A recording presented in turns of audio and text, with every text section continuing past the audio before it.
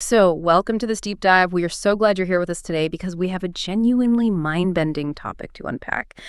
I want you to imagine something for a second. What if your body's ultimate security system, right, your native immune cells, what if they weren't just failing to stop a deadly intruder? What if, and this is the crazy part, what if they were actively on the payroll, physically building the roads for that intruder to invade? Yeah, it is a completely terrifying concept. Yeah. I mean, it completely upends how we think about oncology and immune responses. We've spent, decades trying to figure out how cancers sort of hide from or evade the immune system. Yeah. But this is active collusion. Right. It's not just evasion, it's a partnership. And that profound, honestly somewhat scary idea is the entire foundation of our deep dive today. We are looking at this incredible, groundbreaking 2026 paper from the journal Immunity. It's by Nibbling and colleagues, and it's called Microglia glioblastoma. Crosstalk mediates glioblastoma invasion at the far infiltration zone. Which is a mouthful, I know.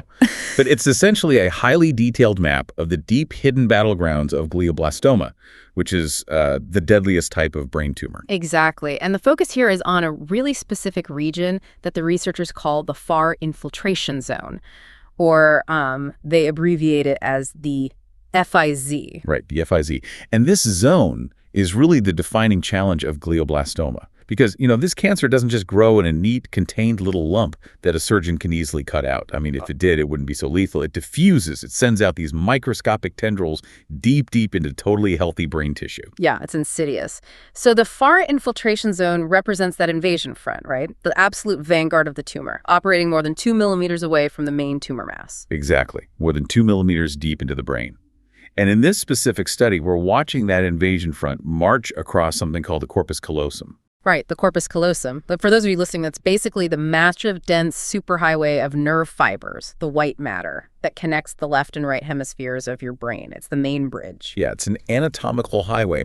But, and this is crucial, before we can even talk about what these glioblastoma cells are actually doing on that highway, we have to talk about the tech. Yeah. Because we have to understand why it took until the year 2026 to finally see this happening clearly. Oh, yeah. The history here is fascinating because studying this deep infiltration zone in a living subject was basically impossible for the longest time. Oh, absolutely. Yeah. It was a massive methodological bottleneck for the whole field. I mean, for years, scientists relied on something called patient-derived xenografts or PDX models. Right, the classic mouse model. Exactly. The standard approach was you take a human glioblastoma cell and you literally implant it into a mouse brain to study how it grows. But, and here's the massive flaw that you, our listener, can probably spot right away.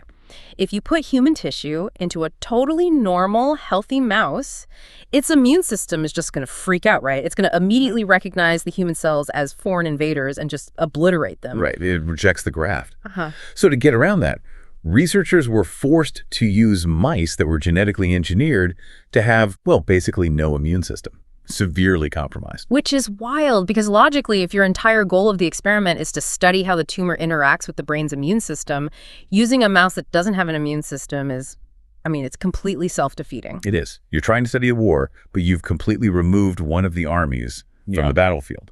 So to solve this glaring problem, Nibling's team just threw out the PDX model entirely. They built what's called an autochthonous model using CRISPR-Cas9 technology. Okay, let's unpack that for a second, because CRISPR is amazing. Instead of implanting foreign human tumor cells, they basically injected a DNA plasmid directly into the brain of a fully immunocompetent, totally healthy mouse, right? Exactly. And this plasmid was essentially programmed like a genetic assassin.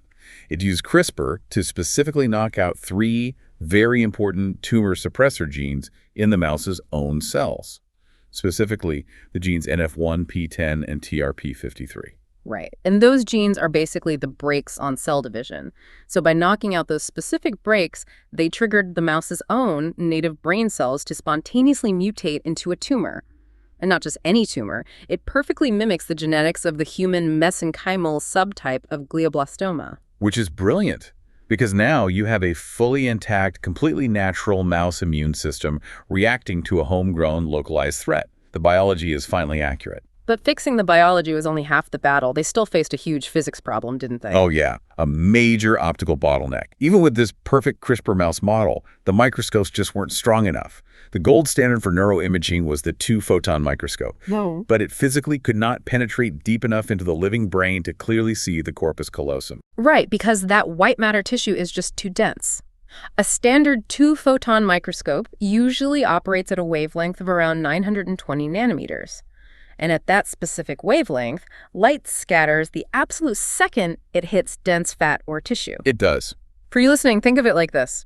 It's exactly like turning your car's high beams on in a really thick, heavy fog. The light just bounces straight back into your eyes. Right. You just see a wall of white, and you can't see the road underneath. That is the perfect analogy. Yeah. So to cut through that deep brain fog, the researchers had to completely upgrade their tech to 3-photon or 3P microscopy, and the physics shift dramatically here. 3-photon uses a much longer wavelength, specifically 1,300 nanometers. Wow, okay, so a big jump. A huge jump. Because the wavelength is longer, it experiences significantly less scattering as it passes through the dense brain tissue, cuts right through. So they use this 1,300 nanometer laser to excite these fluorescent markers they put in, which made the immune cells glow bright green and the tumor cells glow stark red deep within the living brain. Which is incredible on its own. But my absolute favorite part, the real magic trick of this whole imaging setup, is what they did with the second laser wavelength.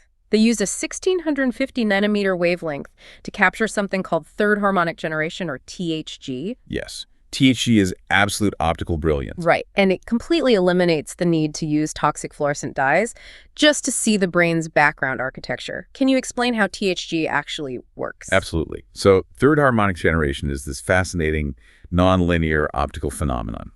It generates a signal completely naturally whenever the laser hits a boundary where the refractive index of the tissue changes abruptly. Okay, so like a border between two different materials. Exactly. So think about the corpus callosum. It is composed of millions of tiny nerve fibers, and they are heavily wrapped in a protective sheath called myelin.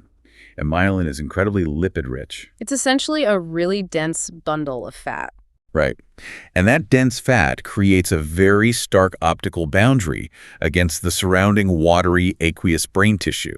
So when that 1,650 nanometer laser hits that fatty boundary, the signal bounces back seamlessly and creates a perfect image. Without a single drop of structural dye. That is mind-blowing. They literally mapped out the exact microscopic architectural structure of the white matter more than a millimeter deep inside a living, breathing brain. It's an unprecedented window into the brain. Okay, so this is a perfect time to just take a breath and do a quick recap for you, our listener, so we have all our tools clearly laid out before we dive into the actual battle. Good idea. So, bullet 1, the far infiltration zone, or FSZ, is the deep brain frontier where the tumor invasion is happening. Bullet 2. The researchers solved the biological problem by using a CRISPR mouse model that actually has a real working immune system. And bullet 3. They solved the physics problem by using 3-photon microscopy and THG to see over a millimeter deep without dyes. Exactly. That's the setup. So my question for you, listening to this right now, if you were a doctor and you could suddenly see a deadly tumor operating in its natural, completely undisturbed habitat like this, how do you think that would change your strategy for fighting it? Keep that in mind as we keep going. Because what they actually saw when they turned that 3-photon microscope on is staggering. The very first thing that jumps out is the sheer mechanics of how these tumor cells physically move. Right. Let's talk about the invader's strategy. How do they move? Are they just slowly oozing forward or what? Well, it turns out that their speed is heavily dictated by their local environment. When glioblastoma cells are navigating through the gray matter, the cortex of the brain, they are surprisingly sluggish. How sluggish are we talking? The researchers actually tracked individual cells, and they found that 87.5% of the tumor cells in the cortex were migrating slower than 20 micrometers per day. Okay, 20 micrometers a day is practically a crawl. That's microscopic. Right. But, and this is a huge but, when you shift the focus over to the white matter of the corpus callosum, their behavior radically changes. Remember, that's an anatomical highway. Over 57% of the tumor cells there are moving faster than 20 micrometers per day. Wow. Yeah. They aren't just blindly pushing through dense tissue anymore. They are actively utilizing those long, fatty myelin tracts as a permissive scaffold. They're literally sprinting across the brain using our own wiring. That is terrifying. But from the paper, speed isn't just about where they are, right? It's intrinsically tied to the actual shape, the morphology of the tumor cells themselves. Exactly. And this brings us to one of the most fascinating anatomical features of glioblastoma. They produce these structures called tumor microtubes, or TMs. Right. TMs, these are ultra-thin, highly elongated physical tentacles or protrusions that the tumor cells extend outward into the brain. Yeah, and they use these TMs to physically connect with one another. Is how they share metabolic resources, how they pass along signaling molecules. They essentially weave themselves into a highly resilient physical communication network, right?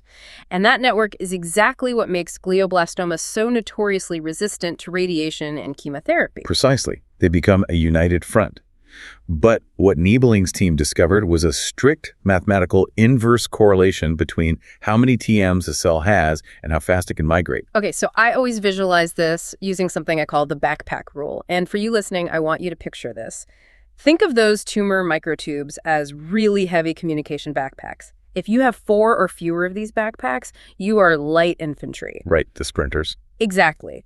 The studies show that these cells with 4 or fewer TMs are the fast sprinters, clocking in at around 15 micrometers per hour. They are the ones aggressively charging ahead and conquering new territory at the invasion front. But if a cell extends more than 4 TMs, carrying more than 4 heavy backpacks, it slows down significantly. Its speed drops to around 9 micrometers per hour. And what about cells with no backpacks at all? 0 TMs? Those are incredibly rare. They make up only about 2.2% of the tumor population.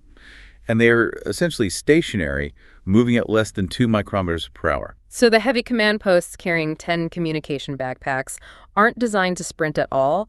Their biological imperative is to stay put and build that permanent, indestructible infrastructure behind the front lines. Exactly. And that creates a really brutal dilemma for anyone trying to design a therapeutic drug. Which brings us to our second recapping question for the audience. So, bullet 1.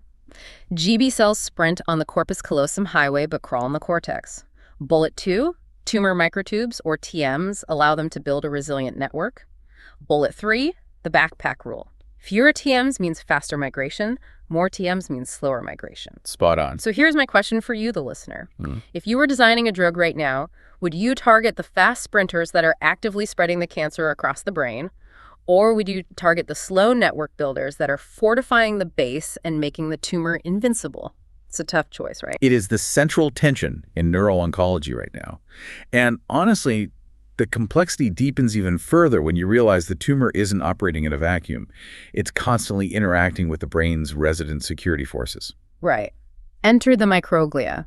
This is where the story gets incredibly compelling, because while these light infantry tumor cells are sprinting down the corpus callosum, the native microglia, the immune cells, are not just sitting around passively watching. Not at all.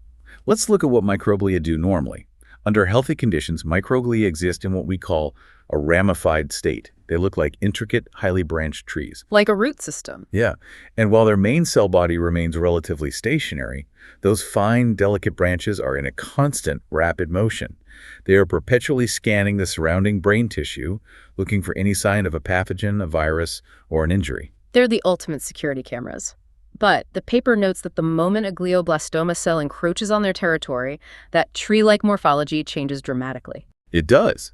The microglia violently retract all those delicate branches, and they become amoeboid. They basically turn into a thick, blob-like shape. And the researchers actually quantified this shift, didn't they, using something called shoal analysis? Yes, shoal analysis is a great technique. Imagine drawing concentric circles around the center of the microglia, like a bullseye. Then you just count how many times the branches intersect those circles. Near the tumor, the number of intersections absolutely plummeted, proving the branches had retracted. But what's truly remarkable to me is how hyperlocalized this reaction is. The microglia seem to operate on a very strict 150 micrometer rule. Yeah, this was fascinating. They only physically mobilize and change shape if a tumor cell breaches that specific 150 micrometer radius. If the tumor cell is even slightly outside that invisible perimeter, say 160 micrometers away, the microglia remain completely ramified and stationary. It's like a proximity alarm. But what really blew my mind wasn't just that spatial boundary, it was the temporal boundary, the timing of it. The researchers looked at the turnover rate, or the TO. Right, the turnover rate of those microglial scanning branches. Yeah. They wanted to measure exactly how fast these immune cells were waving their arms around.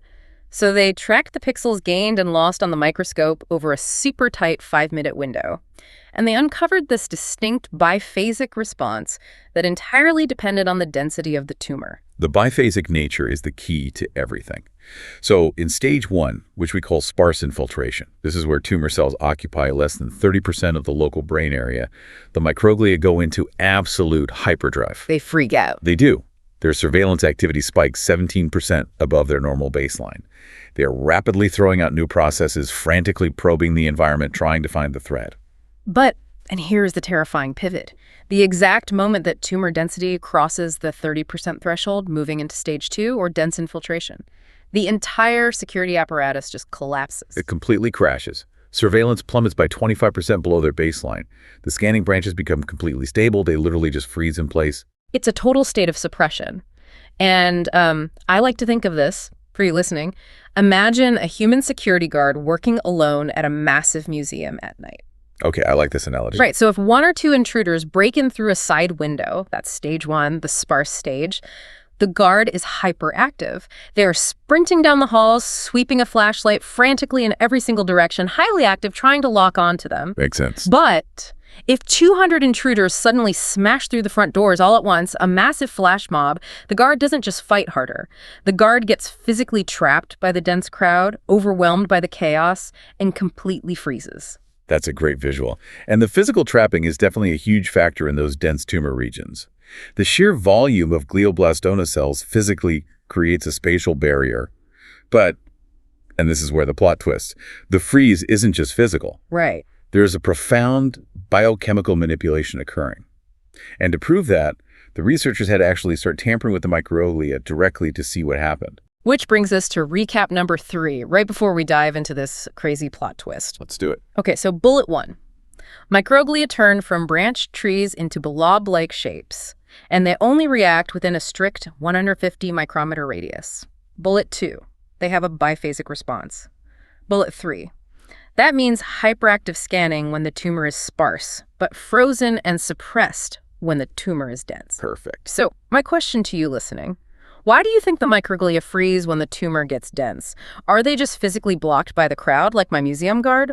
Or is the tumor actively hacking their communication software? Well, as we're about to see, the answer leans heavily toward hacking. The ultimate question the researchers had was, are these frozen microglia actually doing the brain any good? Because if our security guards are just paralyzed, the logical step is to figure out how to unfreeze them and force them to fight. So how do they test that? They genetically deleted a very specific receptor on the microglia called CX3CR1. CX3CR1. Right. And this receptor normally acts as a critical communication antenna. It receives a chemical signal called fractalkine, which is constantly secreted by surrounding healthy neurons. And what does fractalkine do? Its primary job is to maintain homeostasis. It basically tells the microglia, everything is fine, the tissue is healthy, stay calm. Ah. So if you genetically knock out that CX3CR1 antenna, the microglia can no longer receive that stand-down order from the healthy brain. They become totally deaf to the calming signals. Exactly. And the result of that deafness is explosive. Without that receptor, the microglia immediately become hyperaggressive. Their migration speed increases by an astonishing 71%. Wow. Yeah. And structurally, they develop up to 3 times as many phagocytic structures. Meaning their engulfment activity goes through the roof. They develop literal eating mouths and are actively trying to consume the threat. Yes. They become cellular Pac-Men. And this newly aggressive posture deals a massive blow to the tumor. Confronted by these hyperactive, angry microglia, the glioblastoma cells actually slow their migration speed down by 29%. That's significant. It gets better. The tumor's density expansion, meaning its ability to multiply and claim physical space, is crippled.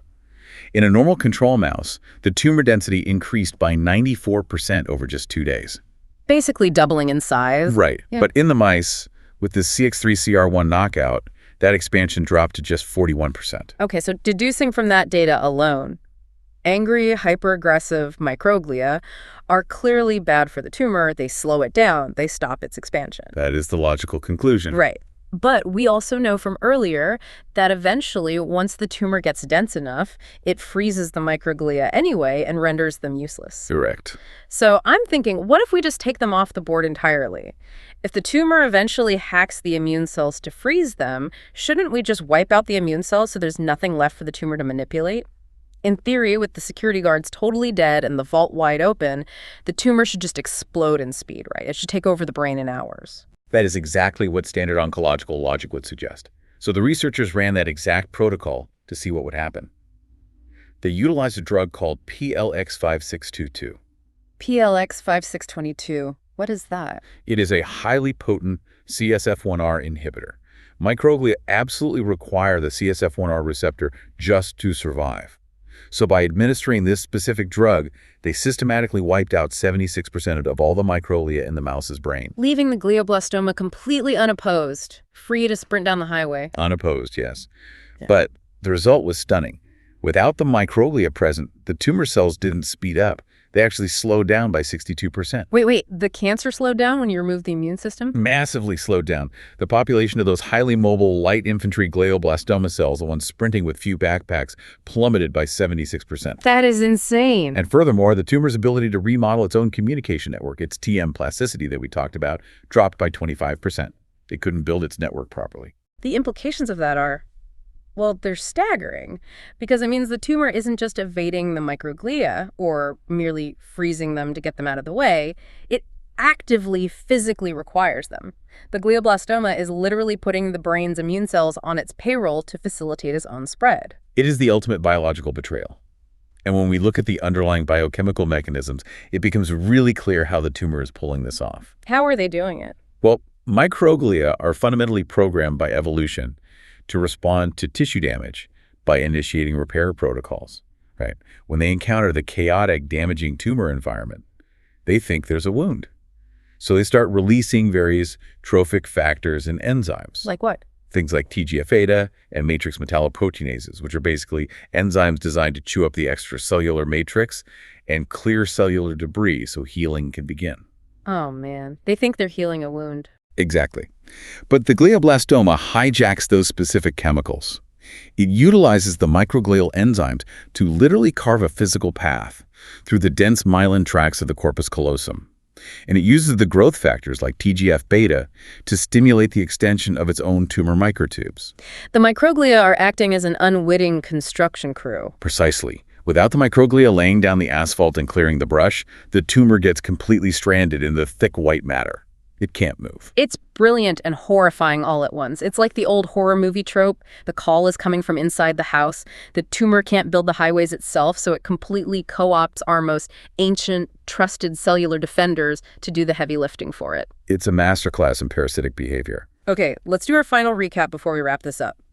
Bullet 1, genetically deleting CX3CR1 makes microglia aggressive, which slows the tumor. Bullet 2, wiping out the microglia entirely with a drug also massively slows the tumor and stops it from building its TM networks. Bullet 3, the ultimate twist. Glioblastoma uses the brain's immune system as a hijacked construction crew to carve its invasion paths. A perfect summary. So my final question for you listening, if the tumor relies on our immune system to spread, how do we treat the cancer without permanently destroying our brain's natural defenses? You can't just leave a patient without an immune system forever. And that question right there is why this paper is so incredibly vital. If we step back and look at the broader clinical landscape, this revelation finally explains one of the most frustrating mysteries in modern neuro-oncology. Which is what? Well, we have watched countless incredibly expensive generic immunotherapies completely fail in brain cancer clinical trials. For years, the prevailing common sense logic has been to administer therapies that universally boost the patient's immune system to fight the cancer. But, and it seems so obvious now, if the immune system is currently taking its marching orders from the tumor, blindly boosting it is the worst thing you could possibly do. Exactly. You aren't creating a stronger defense force. You're just handing the tumor a larger, more efficient construction crew. You're giving them more bulldozers. Wow. So the goal can no longer be a generic immune boost? No, it can't. We have to develop targeted, highly specific therapies that actually rewrite the microglial software. We have to sever that chemical payroll-like blocking TGF-beta signaling and break the tumor's mind control over the local microenvironment. Until we can stop the microglia from secreting those matrix remodeling enzymes, the glioblastoma will just continue to use them to pave its way across the brain. It really forces a total paradigm shift in how we view disease progression. Yeah. I mean, we started today looking for clarity, right? Hoping that this incredible 3-photon laser imaging would just simply show us the bad guys in red and the good guys in green so we could figure out how to target the red ones. Right, the classic good versus evil narrative. Exactly. We looked at how fast they sprint, how they build those terrifying microtube networks with their backpacks, and how our immune system initially ramps up to fight them. But down in the muddy, complex, microscopic reality of the far infiltration zone, the lines between host and invader are completely hopelessly blurred. Yeah, it's a dynamic, highly integrated ecosystem. It is not a simple battlefield. And it leaves us with a really lingering, provocative thought that extends far, far beyond just brain cancer. I mean, to you listening right now, we just mapped out exactly how glioblastoma weaponizes our own fundamental biology against us. It really makes you wonder, what other diseases or chronic conditions out there are actually just our own cellular machinery working perfectly, doing exactly what it's supposed to do, but executing false orders from a hidden pathology? It's a sobering thought. Autoimmune diseases, certain chronic inflammations. Exactly. So I want you to really think about that the next time someone casually tells you to just take a supplement or a vitamin to, quote, boost your immune system, because sometimes a stronger system is exactly what the pathology is hoping for. Figuring out how to untangle that hijacked biology without destroying the host. That is definitely the next great frontier in medicine. Absolutely. Well, this has been an incredible journey into the deep brain. Thank you so much for joining us for this deep dive, and we will see you on the next one.